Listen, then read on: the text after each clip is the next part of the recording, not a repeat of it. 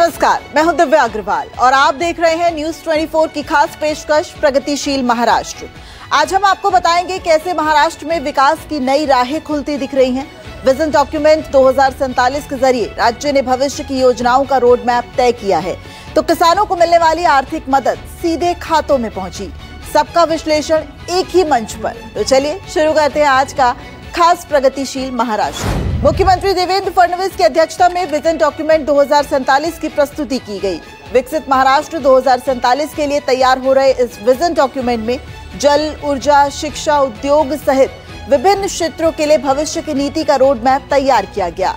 मुख्यमंत्री देवेंद्र फडणवीस ने कहा कि अगले 25 वर्षों के लिए स्पष्ट दिशा और लक्ष्य तय करना आवश्यक है। उप मुख्यमंत्री एकनाथ शिंदे ने कहा कि यह योजना समाज के अंतिम व्यक्ति तक लाभ पहुंचाने का उद्देश्य रखती है। इससे महाराष्ट्र को विकसित राज्य बनाने का लक्ष्य निर्धारित हुआ है। ये काम शुरू है, एक टीम बनकर हम काम कर रहे हैं। ये पिछले हफ्ते में भी कई विभागों का प्रेजेंटेशन हुआ है, आज भी 7 विभागों का प्रेजेंटेशन हुआ है। एक रोड मैप तैयार किया है कि विजन डॉक्यूमेंट जो है 2029 में क्या, 2035 में क्या, 2047 में क्या, पोटेंशियल तो है लेकिन इसको सही अंजाम देने की आवश्यकता है। इसीलिए नीति आयोग हमें मदद कर रहा है। मैत्री हमने शुरू की है यहाँ पर। मुख्यमंत्री देवेंद्र फडणवीस ने नमो शेतकरी महासम्मान निधि योजना की 7वीं किश्त का वितरण किया। इस योजना के तहत 91,65,156 किसानों के बैंक खातों में करीब 1,893 करोड़ रुपए ट्रांसफर किए गए। इस योजना का उद्देश्य किसानों की आर्थिक स्थिरता सुनिश्चित करना है। कैबिनेट हॉल में आयोजित कार्यक्रम में उप मुख्यमंत्री एकनाथ शिंदे, अजीत पवार, कृषि मंत्री दत्तात्रेय भरणे सहित कई अधिकारी मौजूद थे।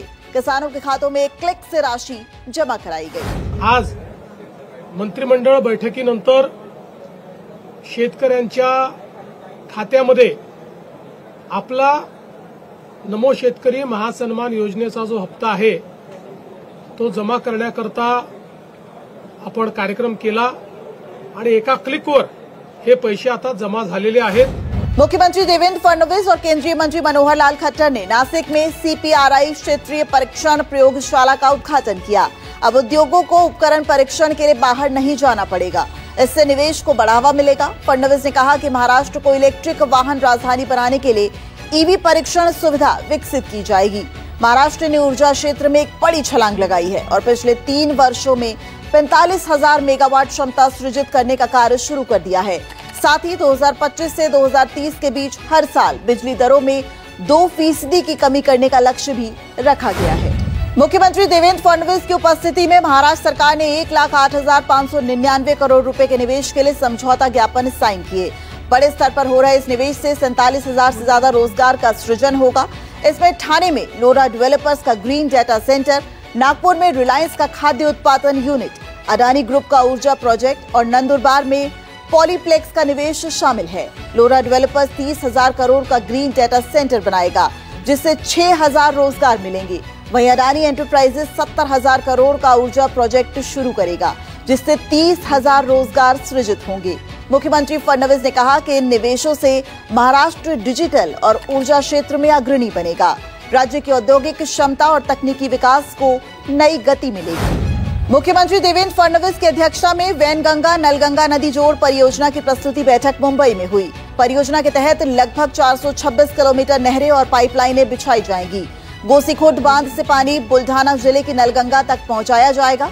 इसका उद्देश्य सूखाग्रस्त क्षेत्रों में सिंचाई की समस्या का समाधान करना है। इस बैठक में मंत्री गिरीश महाजन और संबंधित अधिकारी भी मौजूद रहे। महाराष्ट्र ने अमेरिका के आयोवा राज्य के साथ ऐतिहासिक समझौता ज्ञापन पर हस्ताक्षर किए हैं। ये करार कृषि, तकनीक और नवीकरणीय ऊर्जा में सहयोग बढ़ाएगा। आयोवा विश्वविद्यालय के साथ मिलकर अत्याधुनिक तकनीक महाराष्ट्र तक लाई जाएगी। आयोवा की राज्यपाल किम रेनॉल्ड्स ने दीर्घकालिक साझेदारी की इच्छा जताई। हर साल दोनों राज्यों के प्रतिनिधिमंडल परस्पर यात्रा कर ज्ञान का आदान प्रदान करेंगे। इससे आर्थिक समृद्धि और नवाचार को गति मिलेगी। इन खबरों से साफ दिखता है कि फडणवीस सरकार सिर्फ आज की समस्याओं का समाधान नहीं कर रही, बल्कि आने वाले महाराष्ट्र की मजबूत नींव भी तैयार कर रही है। निवेश और योजनाओं से विकास की राह को मजबूती दे रही है। यही सोच महाराष्ट्र को प्रधानमंत्री मोदी के विकसित भारत 2047 के विजन का भरोसेमंद और सक्षम साझेदार बनाती है।